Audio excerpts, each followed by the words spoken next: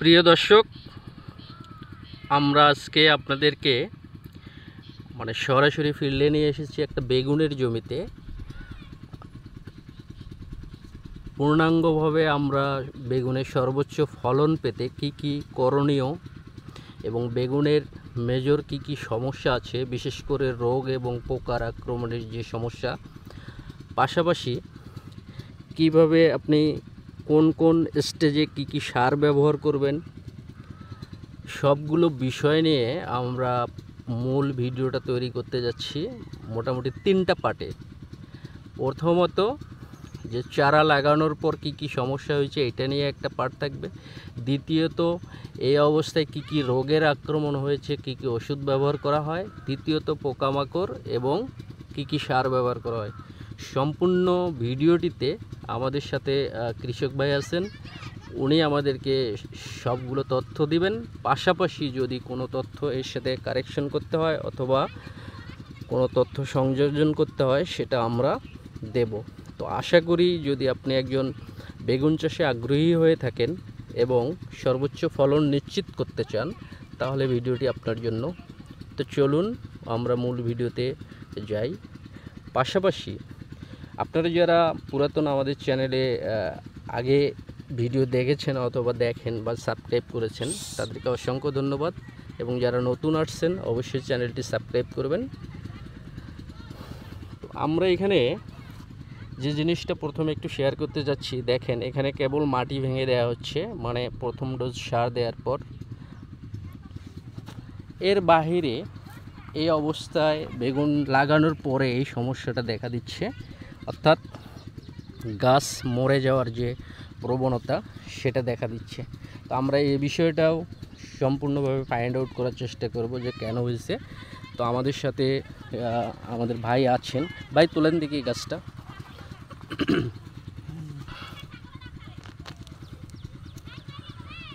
বসেন, আপনি সব বসে আমরা একটু কথা বলি। আচ্ছা, এটা লাগানো হয়েছে বস কয়দিন হলো? 30 দিন হয়ে গেছে। 30 দিন? একটু জোরে বলবেন। 30 দিন। দর্শক, এটা হচ্ছে জমিতে লাগানো হয়েছে 30 দিন হলো। তো 30 দিনের মধ্যে 15 দিন পর থেকেই গাছ মরা শুরু হয়ে গেছে। বেগুনে কিন্তু যারা বেগুন লাগান অথবা লাগানোর চিন্তা করতেছেন, বেগুনে কিন্তু এই রোগটা সম্পর্কে আপনার ধারণা থাকতে হবে। আচ্ছা, এটার জন্য কি বস কোনো ওষুধ দেওয়া হয়েছে? হ্যাঁ দিছি, আজকে দিছি। আজকে প্রথম দিছেন?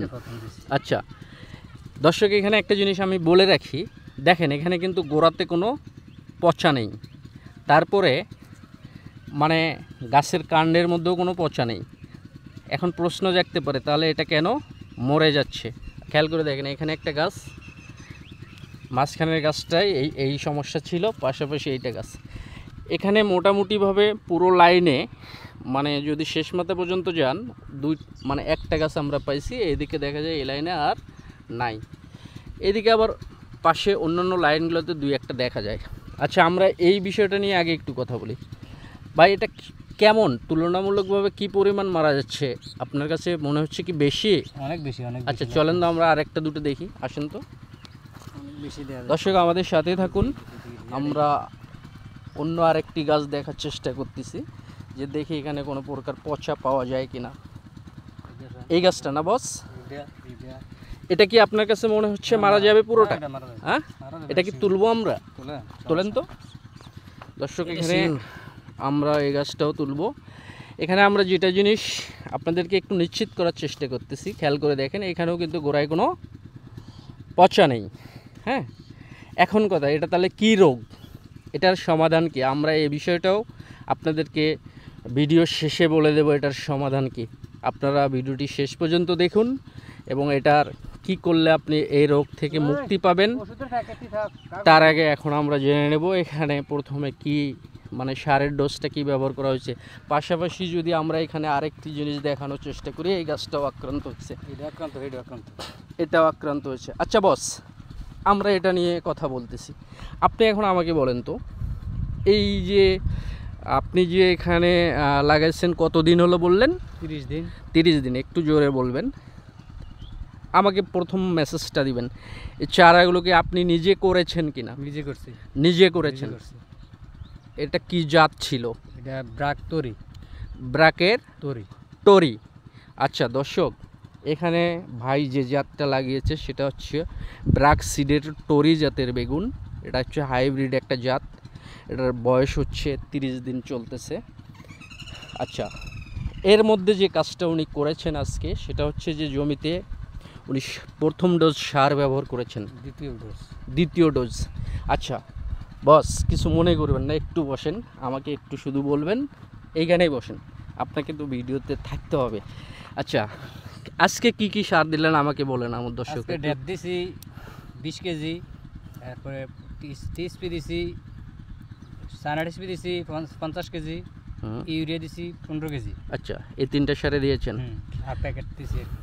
আর কিছু অন্য অন্য সার দেওয়া হচ্ছে? আমরা এখন যে তার চারাটা উল্টালাম। আচ্ছা এই দর্শক, এখানে একটা জিনিস আমি আপনাদেরকে একটু ক্লিয়ার করতে চাই, সেটা হচ্ছে যে আজকে ভাই এই জমিতে ড্যাপ দিয়েছে 15 KG, TSP 30 KG, urea 15 KG. কিন্তু আমি যদি সারের হিসাবটা এখানে ধরি, একটু প্রবলেম হচ্ছে আমার কাছে মনে হচ্ছে। আমরা আগেই বলেছি যে আমরা কিছু সারের কারেকশন বা কিছু তথ্য যেগুলো ভাই দিবে সেটার সাথে আমরা যোগ করে দেব, যাতে আপনাদের বুঝতে সুবিধা হয়। আচ্ছা, ড্যাপ এবং আপনার টিএসপি পাশাপাশি ক্যাটাগরির 2টা সার। তো ড্যাপে আছে ডায়ামোনিয়াম ফসফেট, তো এখানে একটা নাইট্রোজেনের পার্সেন্টেজ আছে, তার সাথে উনি ইউরিয়া সার যোগ করেছেন। তো উনি দ্বিতীয় ডোজ সার ব্যবহার করেছেন আজকে। এখানে কিন্তু গাছের শিকড়ের সংখ্যা কম। তো ভাই এখানে আপনার কাছে কি মনে হয় আজকে যে সারগুলো দিয়েছেন এগুলো সঠিক ছিল বা পরিমাণটা ঠিক ছিল? আপনি যে ধারণা থেকে আপনার কাছে ঠিক আছে, কিন্তু এখানে আজকে পটাশ সার ব্যবহার করলেন না কেন? আগে 1 বস্তা দিছি, কতদিন হলো? এই তো সপ্তাহ। আচ্ছা দর্শক, আমার ধারণাটা যেটা করেছিলাম সেটা ঠিক আছে। উনি 1 সপ্তাহ বা 10 দিন আগে এই জমিতে অলরেডি পটাশ সার ব্যবহার করেছেন, যার জন্য আজকে পটাশ সার দেওয়া হয় নাই। তো তাহলে ঠিক আছে। আচ্ছা বস, এই সারগুলো মাসে কয়বার যাবে আপনার জমিতে? এই তো অনার দেওয়া লাগবে না, অনার মনে করেন 20 দিন পরে দিলেই চলবে। আচ্ছা দর্শক, এখানে সারের যে ব্যাপারটা সেটা হচ্ছে যে উনি আজকে সারটা দিয়ে এই যে মাটি তুলে দিয়েছেন, এখন এই আগাছাগুলো নিড়ানি দিয়ে ফেললো, পাশাপাশি এখন শুধু সেচ দিলে, খুঁটি বসাই দিলে আপাতত সারের ঝামেলা শেষ। সারের ঝামেলা শেষ, মানে সারের ঝামেলা শেষ। এখন ওনার যেটা সমস্যা হচ্ছে এই সমস্যাটা। হ্যাঁ, আচ্ছা ভাইজান, বেগুনে তো মূল সমস্যা পোকা। আপনি কি এখন পর্যন্ত পোকার কোনো সমস্যা পাইছেন? পোকা গাছ দেখি না, এখনো সমস্যা প্রথম থেকে এখনো পান নাই? না। আচ্ছা, কিন্তু তারপর আমার কাছে মনে হচ্ছে যে পোকা আছে, ব্যবহার করছি কিন্তু আমার কাছে তো মনে হয় পোকা আছে। দর্শক খেয়াল করে দেখুন, এখানে যে পাতা ছিদ্র করে ফেলছে। আচ্ছা, তো পোকার জন্য বস আপনি কি করবেন ধারণা একটু দিবেন? এখন আছে আছে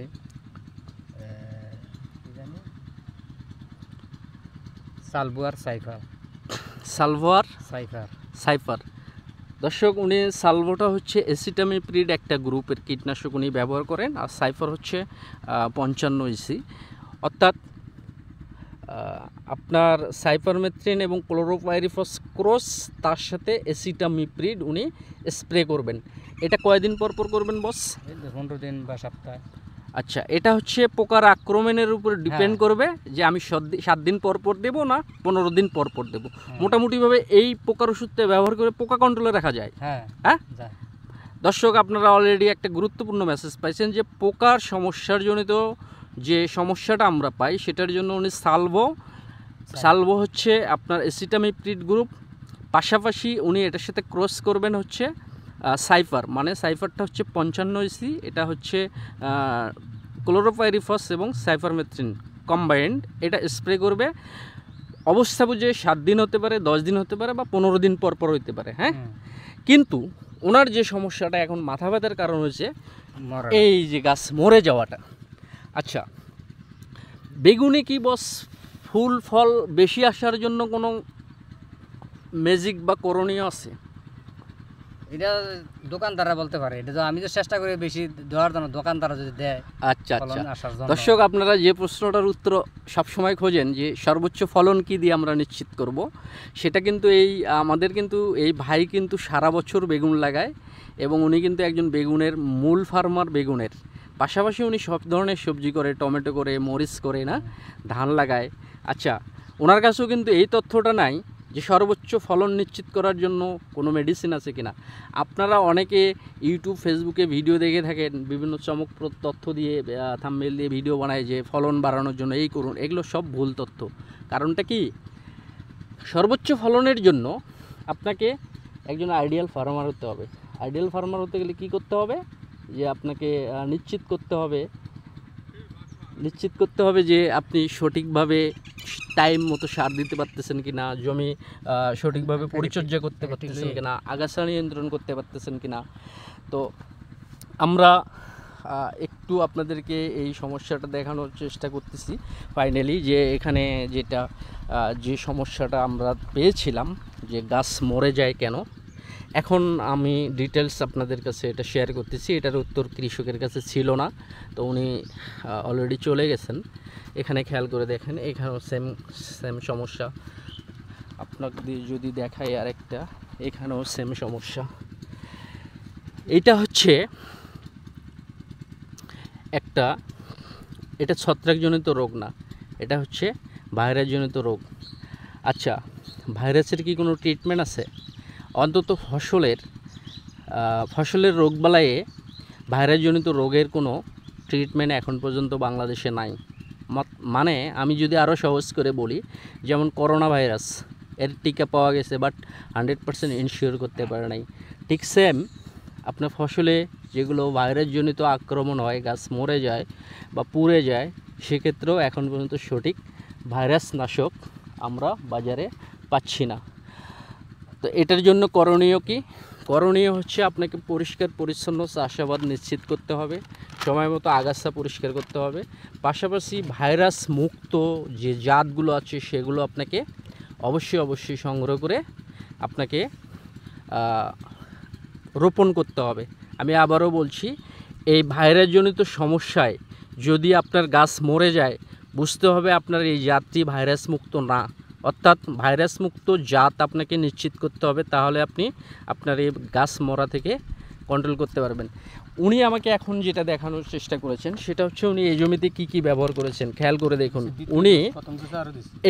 উনি নেমাটোডনাশক একটা ব্যবহার করেছেন, রাগবি। বাংলাদেশের এই রাগবি খুবই জনপ্রিয় একটি দামি ওষুধ, মানে নেমাটোডনাশক বা কীটনাশক। বস, এটা কেজি কত নিয়েছিল? 620 টাকা। আচ্ছা, এই রাগবিটা নিয়েছিল 620 টাকা, অর্থাৎ উনি এটা জমিতে মাটিতে ব্যবহার করেছেন। তারপর এখানে একটা সালফার ব্যবহার করেছেন, এখানে শিকড় বর্ধক ব্যবহার করেছেন। এখানে একটা ভালো জিনিস দেখলাম যে ট্রাইকোডার্মা একটা ব্যবহার করেছিলেন। এটা আবার আপনার এই ভাইরাস জনিত বা মাটিতে গাছের গোড়া পচে গাছ যে মরে যায়, ঢলে পড়ে মরে যায়, সেক্ষেত্রে কাজ করবে যদি সেটা ছত্রাকজনিত আক্রমণ হয়। কিন্তু যদি ভাইরাসজনিত আক্রমণ হয় সেটা কন্ট্রোল করবে না। আমি আবারও বলছি, এই ট্রাইকস্ট আপনি 100% কাজ পাবেন যদি এটা আপনার ছত্রাকজনিত আক্রমণে মারা যায় সেক্ষেত্রে। কিন্তু যদি ভাইরাসজনিত আক্রমণে এটা আক্রান্ত হয়, আপনার ট্রাইকস্ট এখানে কাজ করবে না। প্রথম কাজ হচ্ছে আপনাকে নিশ্চিত করতে হবে যে আমার এই জাতটা ভাইরাস মুক্ত কিনা। এখন এই ব্রাকসিডের টরি জাতের বেগুনটা ভাইরাস মুক্ত কিনা আমরা সরাসরি দেখলাম, আমার কাছে মনে হচ্ছে না। কারণটা কি, এখানে অসংখ্য গাছ আক্রান্ত, মিনিমাম 5, 7 বা 10%। এখানে দেখেন, এখানেও আক্রান্ত। আচ্ছা ভাই, আমাকে সর্বশেষ বলেন তো, আপনি কি এই টরি জাতের বেগুন আর কখনো লাগাইছেন? লাগাইছিলেন, এইবার প্রথম? এর আগে কি লাগাইছিলেন? রফিক সিডেরটা লাগাইছিলেন, কিন্তু আপনি টরিতে আসলেন কেন? ভালো হয় ফলন, ভালো হয় যে আক্রান্ত হচ্ছে, কিন্তু আপনি তো এটা ভাইরাসজনিত সমস্যা, কারণ গোড়া পচা না। আমি লাগাই এই বীজ লাগাই। তো দর্শক, আপনাদের কাছে বিনীতভাবে অনুরোধ থাকবে, আপনারা জাত নির্বাচনের ক্ষেত্রে অবশ্যই সাবধানতা অবলম্বন করবেন। হ্যাঁ, তো যাত্রে হয় না। এখন যদি আপনার সাবধানতা অবলম্বন করেন তো সেক্ষেত্রে আপনাদের এই মরার হাত থেকে প্রবণতাটা রক্ষা পাবে। ভাই কিছু বলবেন যারা বেগুন লাগাতে চায়? এই বেগুন লাগাইতে আর কীভাবে লাগাইবে মানুষ, এই বেগুন আর মানুষ এই সুযোগ দিতাম না, বলে এই বেগুনটা লাগা। আচ্ছা, আপনিও কখনো আর বলবেন না? লাগাইতাম না শেষ। আচ্ছা আচ্ছা আচ্ছা। এত তো- টাকা পুঁজি হয়ে যদি অনেক গাছ জায়গা তো কিলা বইব, এই বিষের দরকার আছে আমার। তো প্রিয় দর্শক, বিষের টাকা কোনো কৃষক মরে না, হুম, কিন্তু কৃষকের মায়ের দিয়ে খেতেও না, এই তো মার দিতেছে না খেতে। প্রিয় দর্শক, উনি সর্বশেষ যে মেসেজটা আমাদেরকে দিয়েছেন যে আসলে 1 প্যাকেট বীজ, 2 প্যাকেট বীজ, 5 প্যাকেট বীজের 5-10 হাজার টাকা যদি লস হয়ে যায় তার সমস্যা নেই, কিন্তু পুরো জমি যদি নষ্ট হয়ে যায় কৃষক কিন্তু মার্ডার।